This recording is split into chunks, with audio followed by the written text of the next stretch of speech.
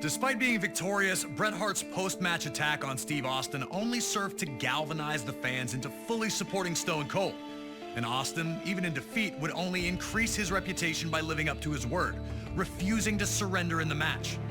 Steve Austin fighting the sharpshooter with everything he has remains an enduring WrestleMania moment in a career filled with them. 4 years later, Austin found himself in a very different position in WWE. Taken out in a heinous attack at the 1999 Survivor Series, Austin would be out for nearly a year before returning at No Mercy in 2000. Austin would first look to exact revenge on those who took him out, Rikishi and Triple H, before setting his sights on regaining the WWE Championship. Stone Cold would then head to the 2001 Royal Rumble, entering at number 27. Before he could enter the ring, he'd again be attacked by Triple H, looking to avenge Austin's interference earlier in the night.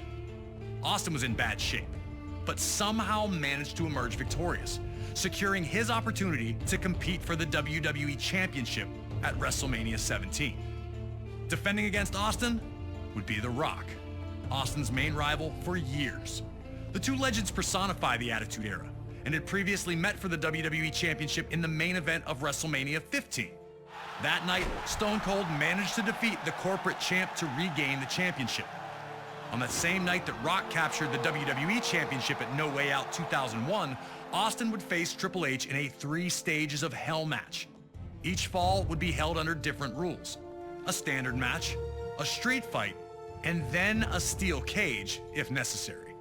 While Austin took the early lead in winning the first fall, he'd lose the next 2 in a heartbreaker to Triple H. The loss shook Austin, who felt the wave of momentum he was riding should have been unstoppable. Heading into WrestleMania, Austin would speak openly about how he didn't just want the win, but that he needed it. I need to beat you, Rock. I need it more than anything that you can ever imagine.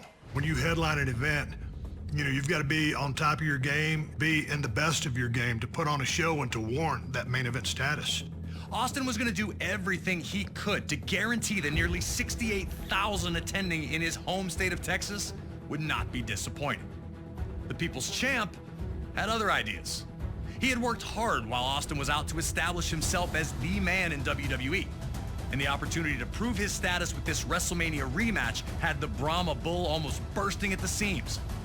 If anything was for sure, it was that The Rock would do one thing, and one thing only. Just bring it! He'd been through the battles, he'd come into his own, nothing was handed to him, he earned it all, and he turned himself into the most electrifying man in sports entertainment.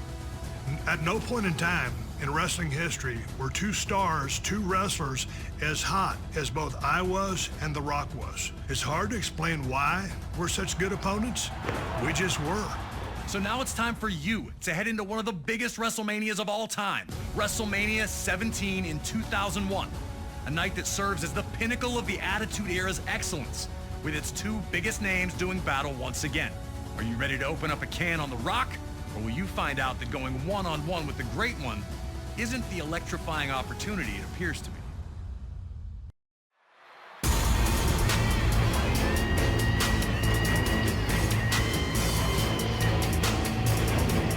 Before the bell could even make this match official, the action was underway. Austin was proving that he'd do anything to win, first attacking Rock while his back was turned, and then looking to use the WWE Championship. Rock had a brief moment where he unloaded some of his trademark rights, but then ran into Austin's Fez press. Austin was wrestling with a hint of desperation not usually seen from him. A very, very fast start for Austin as he'd use a couple of his running elbows to rattle Rocky in the early moments. Was The Rock not ready for Austin's tactics? Would he be able to get back into the match quickly before Austin really started stomping a mud hole?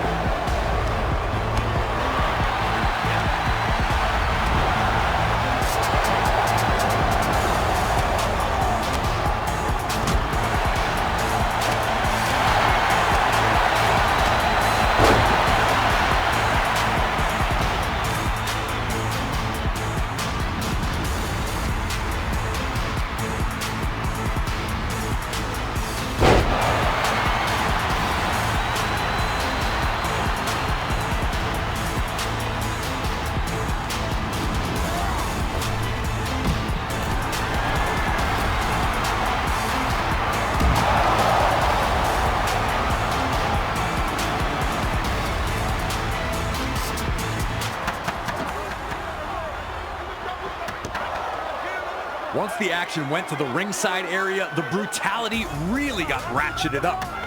Rock used the announce table and timekeeper's table to his advantage.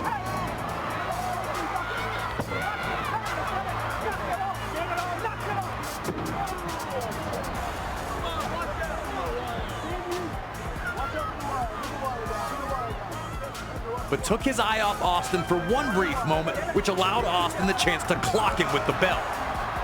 Austin was really looking like a different superstar than the one we'd known the last few years. There was a sinister look in his eye as he yelled at officials.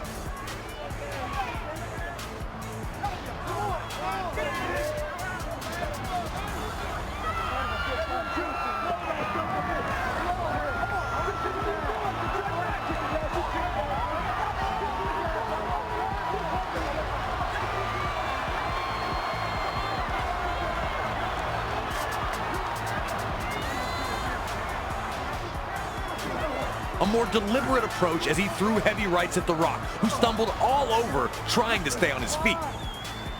Austin's face wore an angry sneer while he planned his next move, knowing he had plenty of time with Rocky hurt.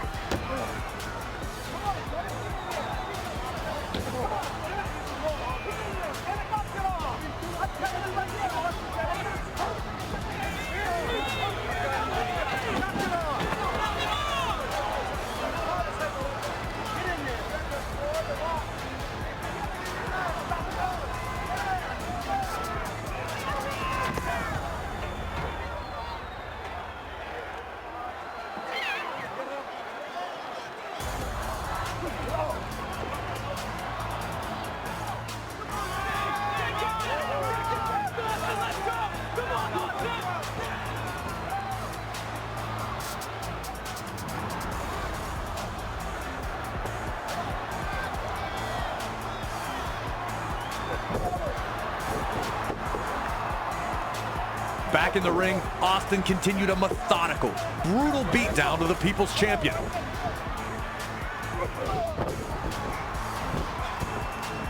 Right after right after right, despite the objections of the referee, found their mark.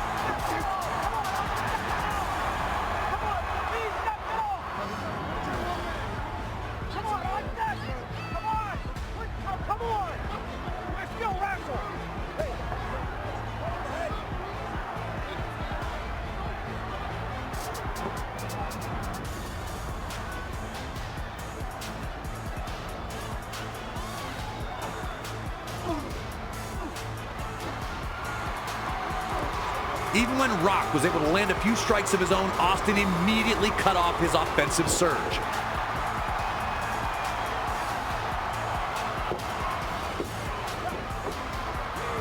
Stone Cold hadn't been WWE Champion for nearly 18 months, and it was clear that this had done something to his psyche. The Rock wasn't the reason that Austin was out, but he had clearly benefited the most from Austin's absence. And it seemed that Austin was taking every opportunity to make Rock pay for taking what he considered to be his. Did The Rock really underestimate what kind of match this was going to be? Had he considered Austin to be a friend? Did he not take Austin's words at face value? For a little bit there, it looked like Austin had completely overwhelmed The Rock.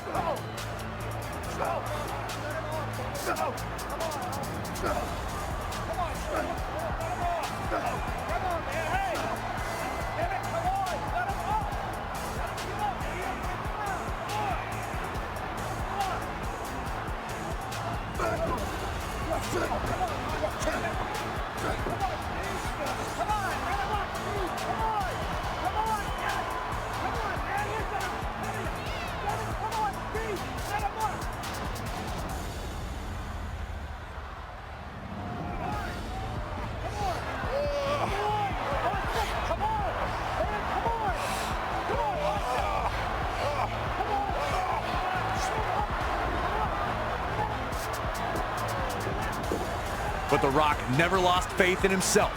He took advantage of Austin backing off and clotheslined his way back into the match.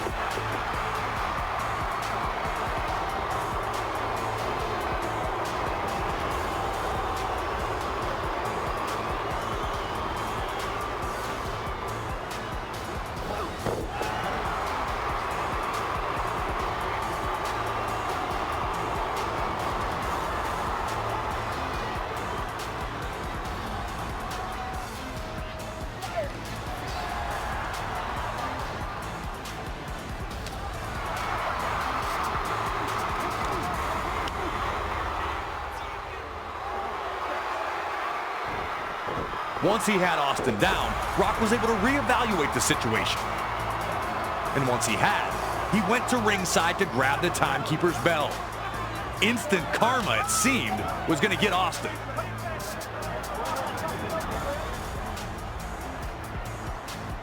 Now it was The Rock who was going to find an angrier, meaner place inside. And it was The Rock who was going to make Stone Cold Steve Austin suffer. With no rules to hold them back, the Brahma Bull and the Rattlesnake were going to throw absolutely everything at each other, with the dream of leaving WrestleMania 17 as WWE Champion.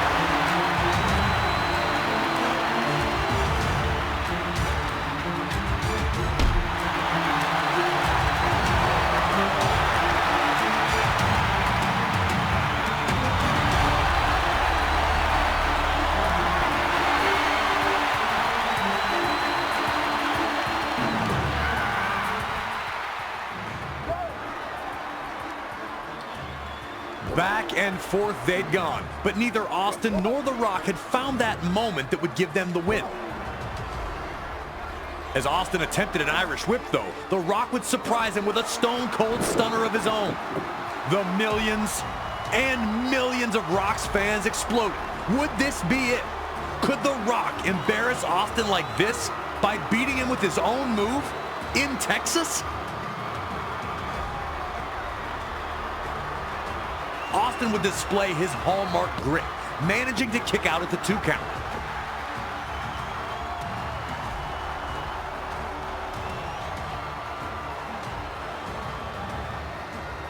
And while the two men laid on the mat, trying to find the spark to get back to their feet, Mr. McMahon would make his entrance.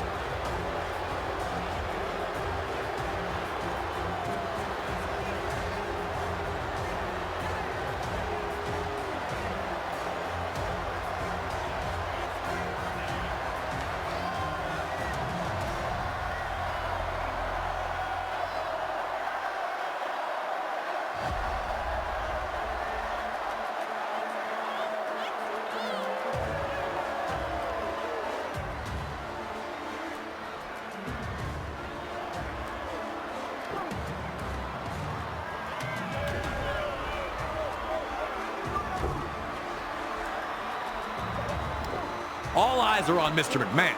But in the ring, Austin flattens The Rock with an incredible spine buster, which gets a 2 count.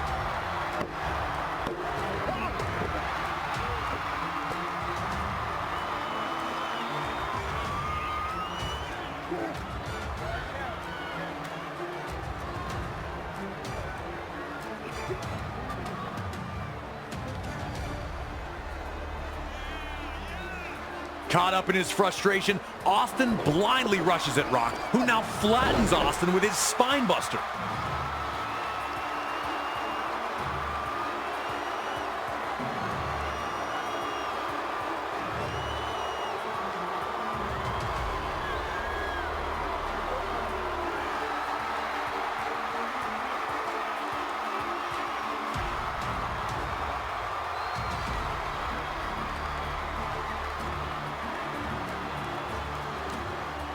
That leads to the people's elbow.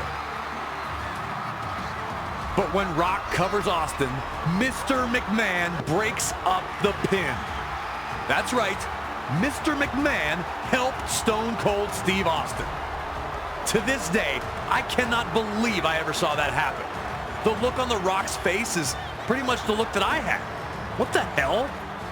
Rock's anger raged over, and he made a huge mistake in forgetting about Austin in hopes of laying the smackdown on Mr. McMahon, which led to him running straight into a Stone Cold version of the Rock Bottom.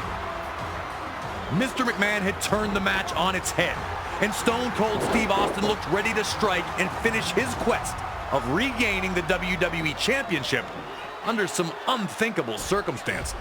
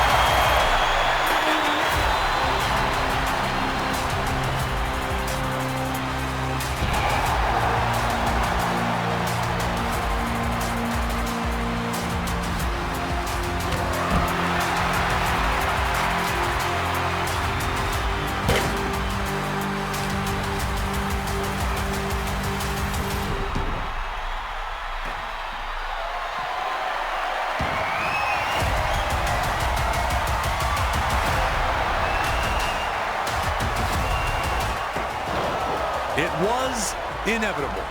Stone Cold was going to win, and it was obvious to everyone watching. The Rock had been able to get back into it once Mr. McMahon had arrived. Now Stone Cold was obliterating The Rock with a chair as Mr. McMahon instructed him, and all we could do was watch. Somewhere in the darkest places of Steve Austin's mind, he had convinced himself that the only way to get back to where he was would be by teaming with the man who had been his biggest enemy for years. Had the man never really changed? Had he simply fooled the fans during those years where he was WWE's most popular superstar? Should it have ever been surprising that the man who preached DTA, don't trust anybody, was not someone to be trusted? Or had something changed in Austin while he was gone? And how could The Rock have ever expected anything like this to happen?